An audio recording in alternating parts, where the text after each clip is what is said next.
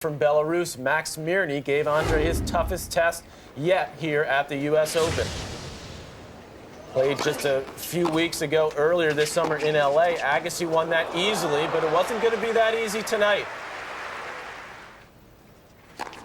Mirny serving at 5-all in the first set. Andre Agassi knew when to be aggressive. He was so alert out there tonight. Mirny's got a huge serve, and he was able to take that first set tiebreak. But Agassi wasn't deterred at all. Mirny serving at 2-3, second set, and Agassi with the break. Serves out the set here at 5-3. And Mirny kept coming and coming, but Agassi has the answers. It's a set apiece. And that was only 6 unforced errors against Mirny in that set, 15 winners. Playing very tighty tennis. Wasn't Agassi in this one, Mary? He just moves so beautifully. I mean, you can hear him squeaking all over the court. Serving for, look at this. This is vintage Agassi. Takes a 2-1 lead. I'll tell you what, Mary, I mean, credit to Mirny. He did not go away in set number 4.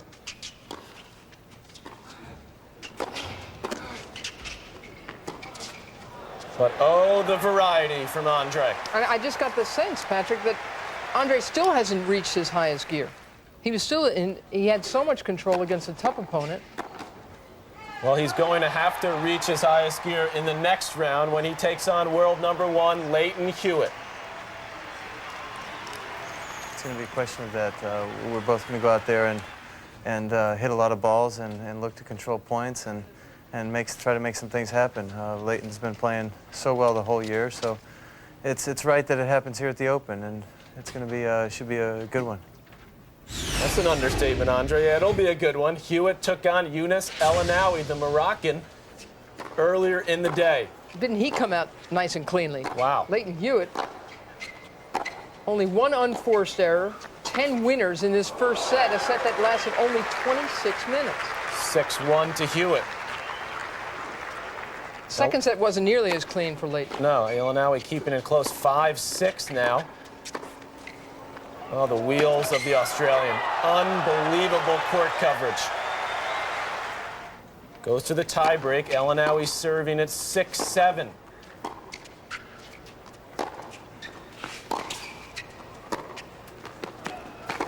I mean, this guy plays defense like the steel curtain. You can't get it past him. El Anaoui took the third set, but in the fourth, here's match point for Hewitt. And again, very squeaky match from him. And that's why when he faces Andre Agassi, it's going to be so much about great footwork. And Leighton Hewitt moves on to the 3rd straight Open semifinal. Playing probably just as well, I guess. I definitely got better as the tournament went on last year. There's no doubt about that. And things are still going in the right direction at the moment. So I'm happy to be through to the semis, and I feel like I can still go up another peg or two to come semis and final time. Well, I guess both guys will have to go up another peg or two, Mary, but it's Hewitt that's won the last 3, including 2 this year.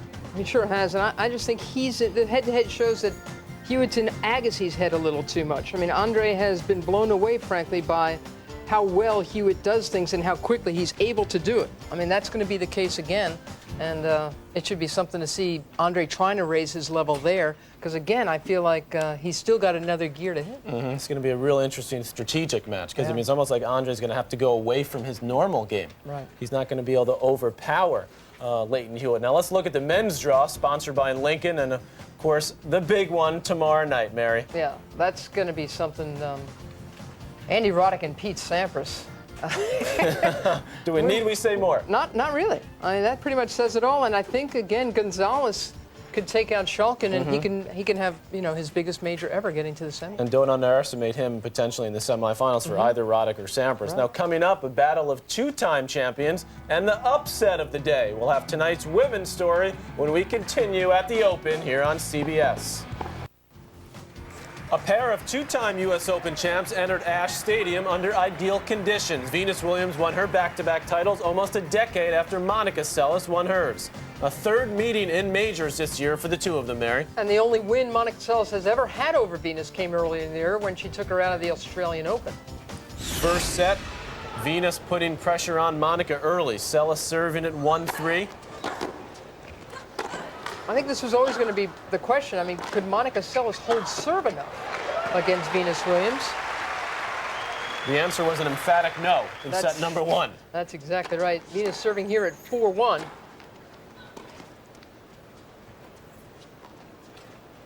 She was just on the offense the entire time, Venus Williams.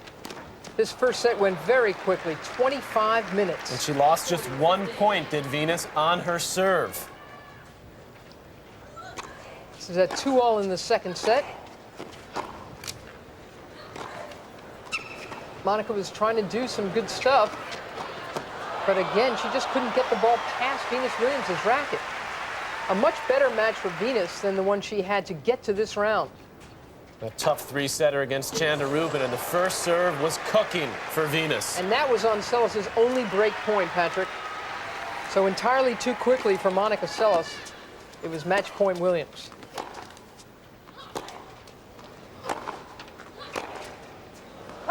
So Venus moves on to the semifinals. Can she do it again? 3 in a row at the Open? I definitely think if I play well, the chances are I'm going to win. If I'm going out there and worrying about my opponent, then that makes it twice as difficult, in my opinion. So more or less, I concentrate on myself and try to really get out there and get everything I can out of myself.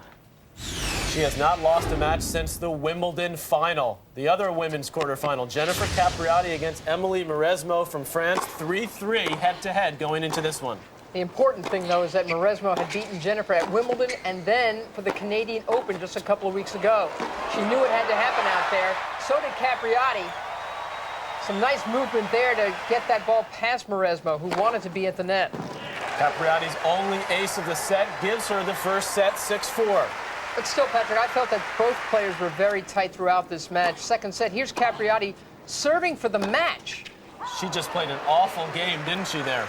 It was just, again, they were both pretty tight out there, but Capriati especially really lost her way. Saves a set point there, but Mauresmo now serving at 6-5 in the tiebreak.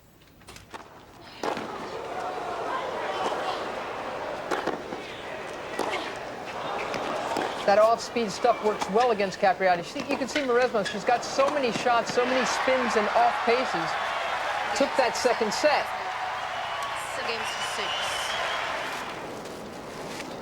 Here Capriati is trying to change the tension on her serves, but really the problem was she had so much tension in her body, Patrick. And she kept trying to look around for answers, but she was never loose and confident in this match.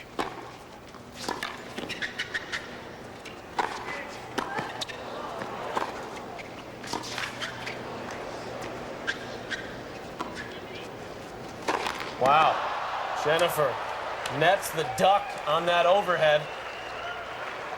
Now match point number 5 for Mauresmo.